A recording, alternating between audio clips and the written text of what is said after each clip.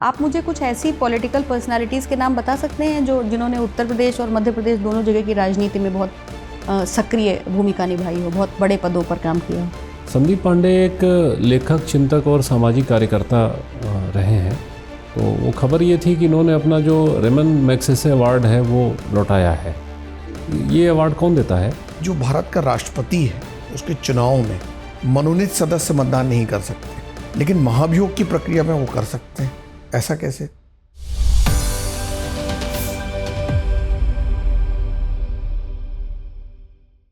May I come in, ma'am? Yes, please come in. Thank you, ma'am. Good afternoon, ma'am. Good Good afternoon. afternoon, sir. बैठिए। Thank you, ma'am. कैसे हैं? अच्छे ma'am. अपना एक संक्षिप्त परिचय दीजिए बोर्ड को। मैम, मेरा नाम नीरज कुमार दुबे है। मैं मध्य प्रदेश के सिंगरौली ज़िले से हूँ और मैंने अपना graduation physics chemistry math subject के साथ अवधेय प्रताप सिंह यूनिवर्सिटी रीवा संपन्न किया है और उसी यूनिवर्सिटी से मैंने मैथमेटिक्स सब्जेक्ट के साथ अपना पोस्ट ग्रेजुएशन कंप्लीट किया है मैम। और मेरी हॉबी चेस खेलना और डायरी लिखना है। ठीक है, ये बताइए, मध्य प्रदेश आपकी जन्मस्थली है जैसा आपने बताया, फिर कर्मस्थली आप उत्तर प्रदेश को क्यों बनाना चाह रहे हैं? हर आदमी को तो है जननी जन्मभूमिश्च स्वर्गादपि गरीयसी, जननी और जन्मभूमि तो स्वर्ग से बढ़कर होती है, फिर आप क्यों उत्तर प्रदेश में आना चाहते हैं काम करने के लिए? मैम, एक्चुअली मैं एग्ज़ाम तो मैं स्टेट पीसीएस दोनों का ही दे रहा हूँ और जहाँ भी मुझे कार्य करने का मौका मिलेगा मैं उन कर्तव्य का निर्वाह पूरी निष्ठा से करने की कोशिश करूँगा। बहुत बढ़िया। अगर आपसे ये पूछा जाए, क्योंकि आप यूपी और एमपी के लगभग बॉर्डर पे रहते हैं, है ना, आपसे पूछा जाए कि आप उत्तर प्रदेश और मध्य प्रदेश का जो जनमानस है, जो व्यक्ति हैं वहाँ के, जो सामान्य लोग हैं, उनके स्वभाव के लेवल पर, उनके नेचर के लेवल पर क्या कोई फ़र्क महसूस करते हैं या आपको लगता है कि दोनों एक जैसे हैं? मैम, जहाँ तक नेचर की बात है तो क्षेत्रीयता के रूप में थोड़ा फ़र्क तो दिखता है, लेकिन अगर बॉर्डर लाइन की क्षेत्र से सिंगरौली और रीवा जो बॉर्डर पर क्षेत्र बसे हुए हैं तो वहाँ पे मतलब समानता दिखती है उनके नेचर में। और अगर दूर क्षेत्रों का देखें, जैसे पूर्वांचल को से अगर यहाँ का मैच ज़्यादा जो पूर्वी एरिया है और उत्तर का जो यूपी का एरिया है तो वहाँ पे इस चीज़ों में थोड़ा फ़र्क दिख जाता है। ठीक है, सिंगरौली में कोल माइनिंग होती है? जी मैम। ठीक है, उसके अलावा और कौन कौन सी जगहें हैं मध्य प्रदेश की जहाँ पे होती है कोल माइनिंग? सर, इसके अलावा एक अनूपपुर भी होती है मैम, और इसके साथ ही सतपुड़ा का जो क्षेत्र है वहाँ भी कोल माइनिंग की जाती है। अच्छा, आप मुझे कुछ ऐसी पॉलिटिकल पर्सनालिटीज़ के नाम बता सकते हैं जिन्होंने उत्तर प्रदेश और मध्य प्रदेश दोनों जगह की राजनीति में बहुत सक्रिय भूमिका निभाई हो, बहुत बड़े पदों पर काम किया हो? सॉरी, मैं भी काम नहीं अच्छा, कर कोई बात नहीं। मध्य प्रदेश में अब तक कितनी महिला मुख्यमंत्री हुई हैं? सर, अभी तक तो एकमात्र महिला कौन हुई? श्रीमती उमा भारती देवी। ठीक है, उमा भारती जी ने बाद में अपना संसदीय क्षेत्र कहाँ बनाया? जानकारी नहीं मैम। कोई बात नहीं। उत्तर प्रदेश में अब तक कितनी महिला मुख्यमंत्री हुई हैं? Sorry ma'am. अच्छा, कोई बात नहीं। अगर हम बात करें मुख्यमंत्री, प्रधानमंत्री, राज्यपाल, तो इन सब पदों पे महिलाओं की उपस्थिति थोड़ी कम दिखती है और शायद इसी के लिए हमारी सरकार जो है वो विमेन रिजर्वेशन बिल लाई, महिला आरक्षण बिल। आपने उसके बारे में पढ़ा है? जी मैम। क्या नाम दिया गया है उसको सरकार के द्वारा? नारी शक्ति वंदना अधिनियम। नारी शक्ति वंदन अधिनियम, ठीक है, बहुत बढ़िया। वो कब पेश हुआ था? सितंबर माह में पेश किया गया। सितंबर माह में पेश किया गया 23 सितंबर को। ठीक है, ये बताइए कि उसमें क्या आरक्षण को लेकर के क्या प्रावधान किए गए हैं और किस वर्ग की महिलाओं को वो आरक्षण नहीं दिया गया है?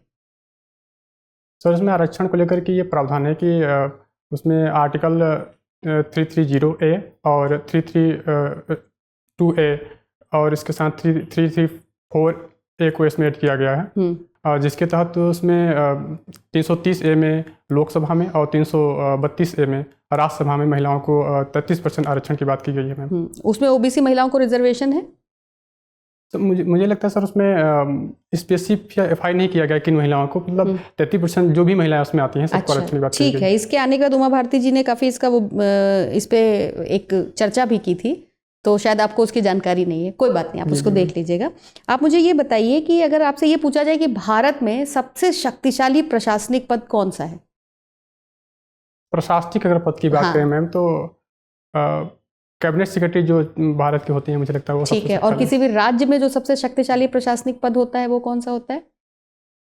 राज्य के जो कैबिनेट सेक्रेटरी होती हैं मैम, तो वो होनी चाहिए मेरे हिसाब अच्छा, मध्य प्रदेश के कैबिनेट सेक्रेटरी कौन है? से। अभी श्रीमती वीरा राणा को बनाया गया है मैम वहाँ पे कैबिनेट सेक्रेटरी। ठीक, थैंक यू सर।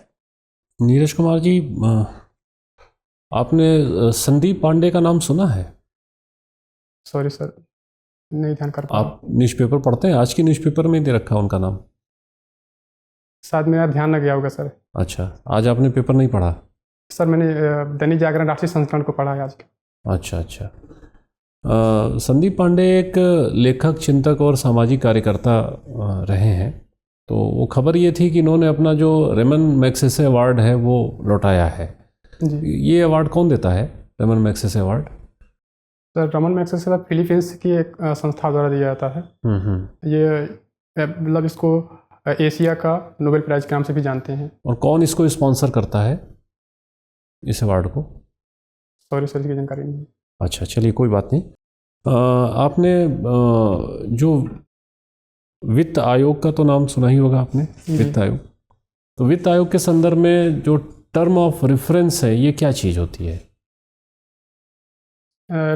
समझ नहीं पा रहा हूँ इस टेक्निकल वर्ड को थोड़ा सा। वित्त आयोग का काम क्या है?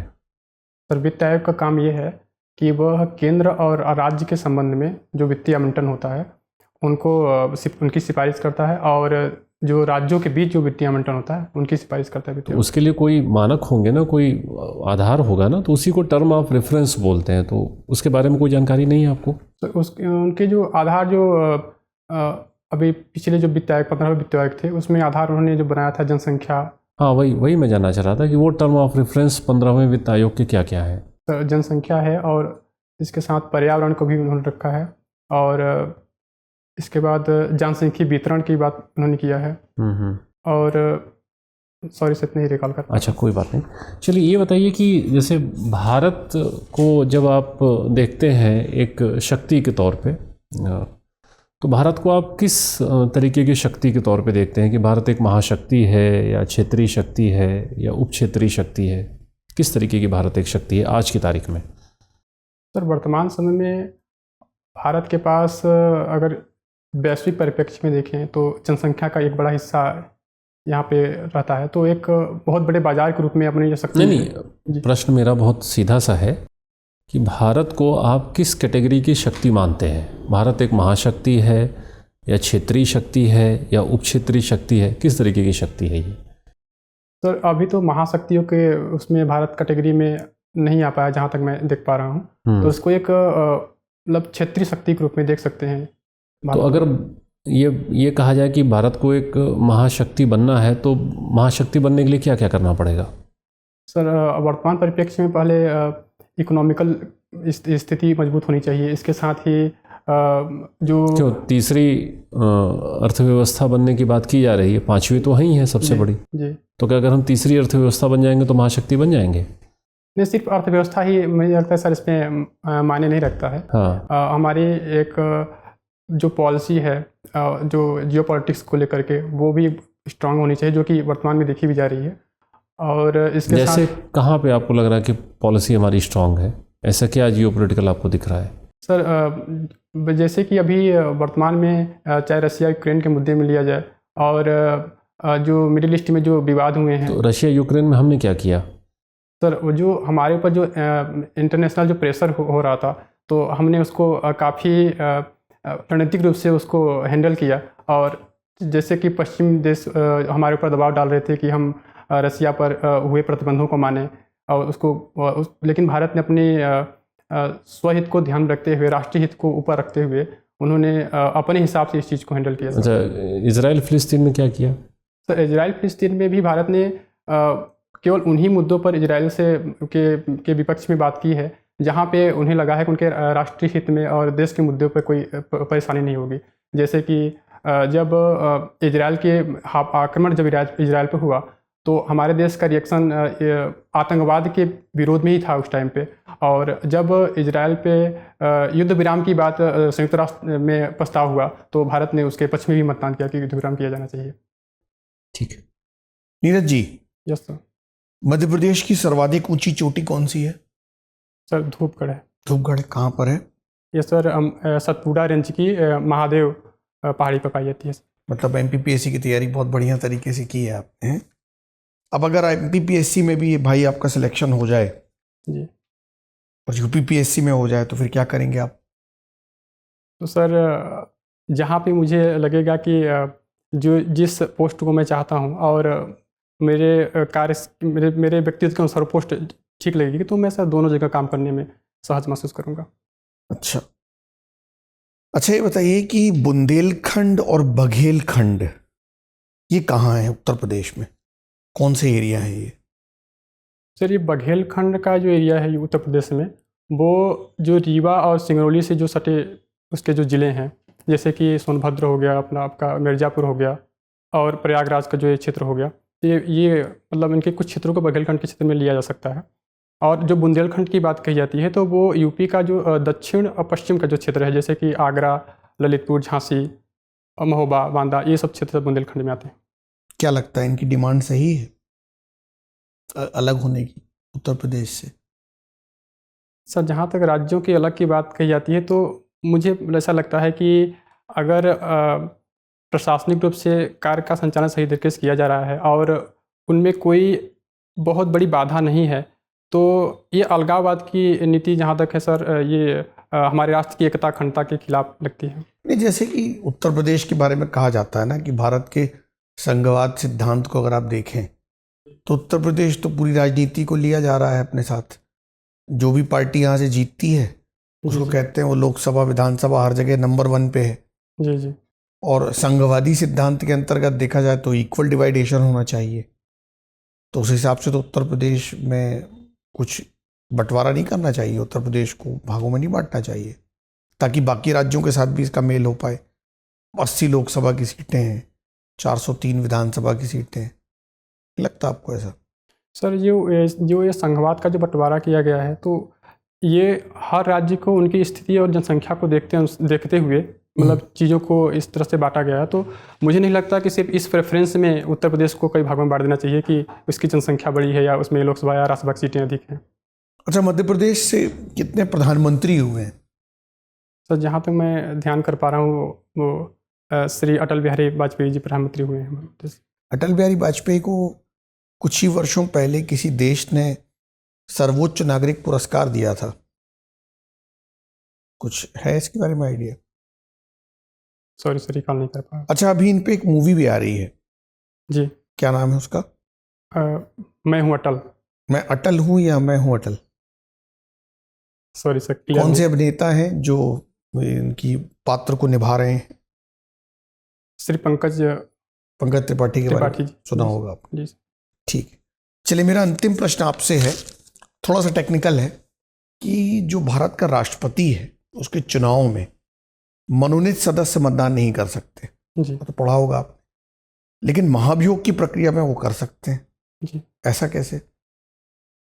सर जो महाभियोग की प्रक्रिया अपनाई जाती है तो वो दोनों सदनों को मतलब सब मेंबर उसमें शामिल होते हैं, पूरे मेंबर शामिल होते हैं।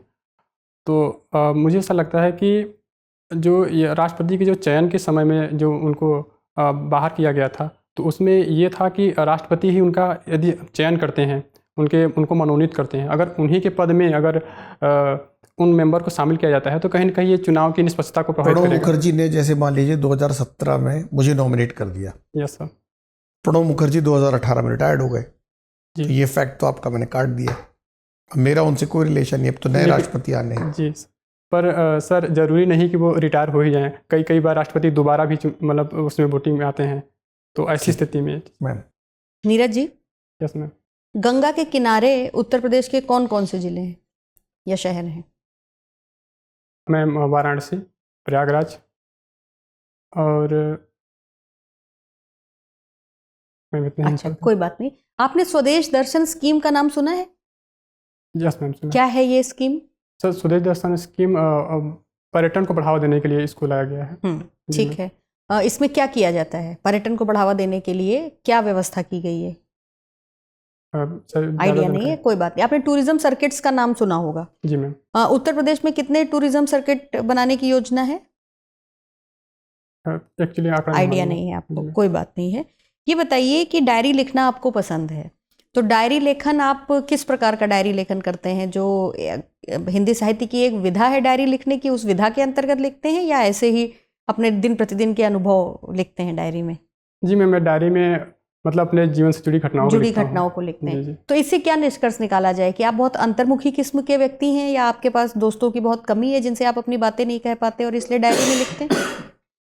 मैम डायरी लिखने के कुछ इसके अलावा जो ये बात कही जाती हैं, इसके अलावा कई एक्सपेक्ट होते हैं। जैसे कि अगर हम डायरी लिखते हैं तो हमारी चिंतन शैली का विकास होता है उसमें, और हमारी अपने कार्यों की विश्लेषण क्षमता की विकसित होती है।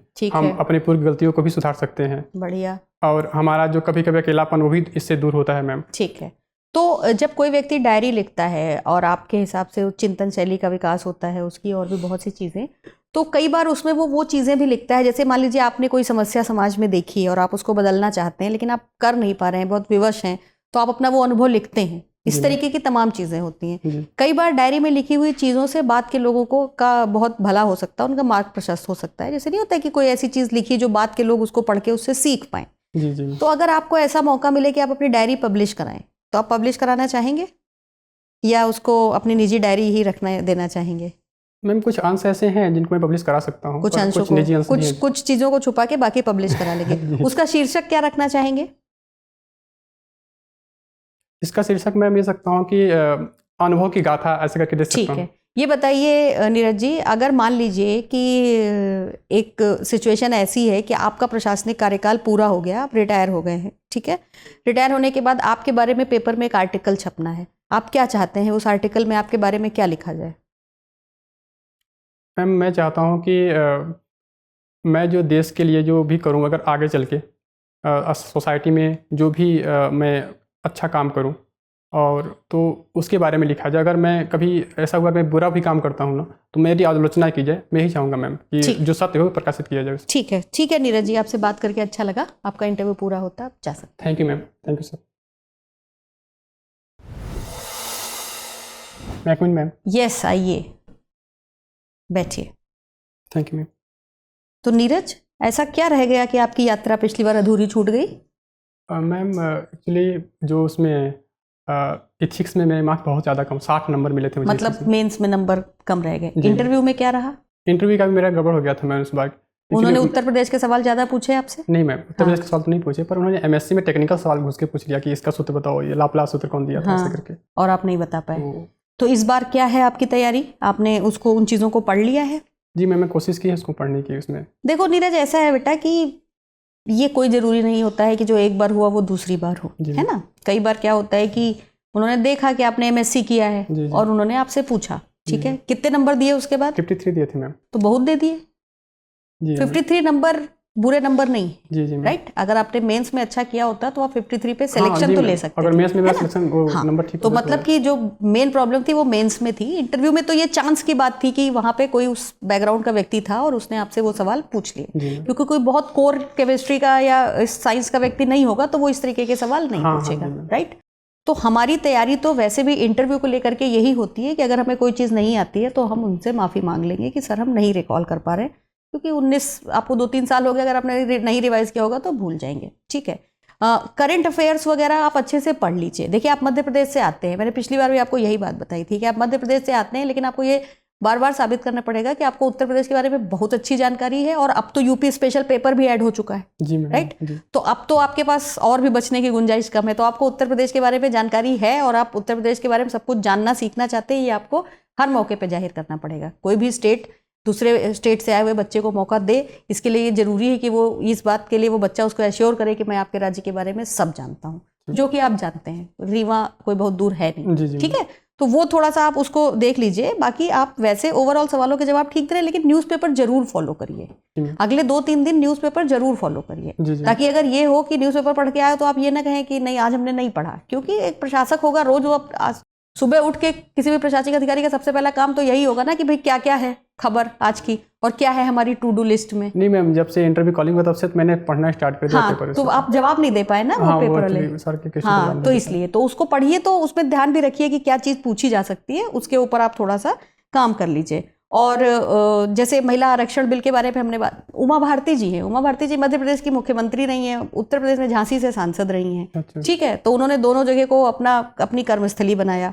उसके बाद जब महिला आरक्षण बिल भी आया था, उसके बाद भी उन्होंने उसका काफी विरोध किया था कि इस पे ओबीसी महिलाओं के रिजर्वेशन की बात नहीं है। तो ये सारी चीजें पेपर अगर आपने पढ़ा होता तो आपको सब पता होता, क्योंकि ये सारी खबरें आपको पेपर में ही पढ़ने को मिलेंगी, या आपको किसी बुक में नहीं मिलेंगी। तो थोड़ा सा न्यूज़पेपर को अच्छे से फॉलो करिए अगले 2-4 दिन तक, जब तक आपका इंटरव्यू नहीं होता है। इस बार के मेंस की क्या पोजीशन है? सब पेपर तो सब ठीक है। एथिक्स ठीक हुआ? पिछली बार का मेरा एथिक्स ठीक था, मैं पता नहीं नंबर क्यों कम आ गया। वो फिर इसलिए नंबर कम आए थे क्योंकि ईश्वर ये चाहते थे कि आप थोड़ी और मेहनत करें। तब शायद आप और छोटे थे इस पद के लिए, अब आप भगवान चाहते थे आप थोड़ा बड़े हो जाएं, बस और कुछ नहीं। उसको किसी निगेटिव सेंस में मत ले जाइए। उत्तर प्रदेश पीसीएस का मेंस का एग्जाम देना अपने आप में एक बहुत बड़ी बात है। मैं 2021 का दिया था, तो उसमें मेरे पेपर 3 में 65 नंबर कर दिए थे, और इस बार पेपर 3 में 122 नंबर दिए, 30 में 60 कर दिए। हाँ, तो इसका मतलब है कि ये तो इस पे तो हमारा कोई जोर भी नहीं है ना। हमारा जोर तो जिन चीजों पे है, हमारा जोर है इंटरव्यू में अपने प्रेजेंटेशन पे, तो हम उस पे काम कर सकते हैं। वो हमें नंबर कैसे देंगे इस पे तो बेटा हम काम कर नहीं सकते, राइट। लेकिन आप अच्छे पोटेंशियल कैंडिडेट हैं, तो आपको थोड़ा सा कंपैरेटिव, जैसे स्वभाव के स्तर पर मैंने सवाल पूछे, या मध्य प्रदेश का कि भाई मध्य प्रदेश में कौन है कैबिनेट सेक्रेटरी, यहाँ कौन है, थोड़ा सा इस तरीके की चीज़ें जरूर देख लीजिएगा, ताकि ये रहे कि ये बच्चा अपने स्टेट के बारे में भी अलर्ट है और जहाँ काम करना चाहता है वहाँ भी अलर्ट है। वो आपने जवाब अच्छा दिया कि मुझे जो मौका मिलेगा मैं करूँगा, वो आपका सब जवाब एकदम ठीक था।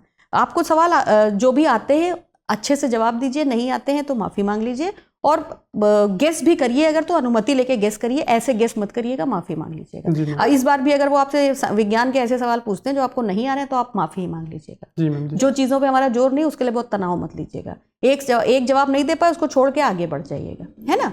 आपको कुछ पूछना है, कोई चीज़ संदेह अगर आपके दिमाग में हो? मैम जैसे कुछ प्रश्नों का मतलब जब मैंने पहले मॉक दिया था तो उसमें ऐसा था कि मैं टू द पॉइंट जवाब नहीं दे पा रहा हूँ, तो फिर वो मेरे जवाब में कैसा? अभी ठीक है, अभी आप ठीक है। जी मैम। टू द पॉइंट में फिर ये भी देखिए क्या होता है कि आप जितने लोगों से मिलेंगे उतने लोग आपको उतने प्रकार की चीज़ें बताएंगे, क्योंकि हमारा जो भी ऑब्जर्वेशन होगा वो हम बताएंगे। 15 मिनट में आपके बारे में एकदम सही धारणा कोई भी व्यक्ति नहीं बना सकता। हो सकता है वहां पर आपने बहुत लंबे लंबे आंसर दिए हो, इसलिए कहा गया हो कि टू द पॉइंट दीजिए। आज आपके ठीक थे। टू द पॉइंट में ये भी नहीं होना चाहिए कि ऐसा लगे कि जैसे नहीं कोई क्विज चल रही है, हाँ, जैसे जी। है ना, रैपिड फायर भी नहीं होना चाहिए। आज आप ठीक थे, आपने अपनी उस कमी को एकदम अच्छे से दुरुस्त। और सर मैम वो मेरी बोलने की जो स्पीड है वो ठीक है, वो नेचुरल है आपकी, क्योंकि मेरा तो आपसे कई बार मतलब हाँ, 2 बार ये हुआ मैंने हाँ बोला था आपको, लेकिन वो जो नेचुरल है उसको मैं आपको क्यों सजेस्ट करूं कि आप 2 दिन में अपनी नेचुरल स्पीड को रोक दीजिए, फिर आप बड़े कृत्रिम लगेंगे। आपका जो ध्यान है ना वो जवाब देने से ज्यादा अपनी स्पीड मैनेजमेंट पे हो जाएगा, उस पर मत तनाव लीजिए। हमें समझ में आ रहा था और वही जरूरी है। और मैम आई कांटेक्ट जरूरी, क्योंकि मैं कर नहीं पाता, और क्योंकि आई कांटेक्ट जिससे आप बात करें उसी से करना है जी मैम। उसमें कुछ सोचने जैसा है ही नहीं। ये सब जो चीजें चलती हैं ना, इनको देखें। आप अगर आपने मुझसे सवाल पूछा, मैं उधर देख के जवाब दूं तो आपको कैसा लगेगा? आपको अजीब लगेगा ना कि मैंने मैम से सवाल पूछा, मैम उधर देख के जवाब दे रही। वही चीज मेंबर्स के साथ में भी होती है, और वहां तो आपने देखा होगा ना, वो सवाल पूछने के बाद कितनी देर आपको देखते हैं। जी मैम। वो तो अपना फिर क्या ही तनाव लेना। ठीक है, ऑल द बेस्ट। ईश्वर करेंगे आप सिलेक्ट होंगे इस बार। ठीक है, थैंक यू सर।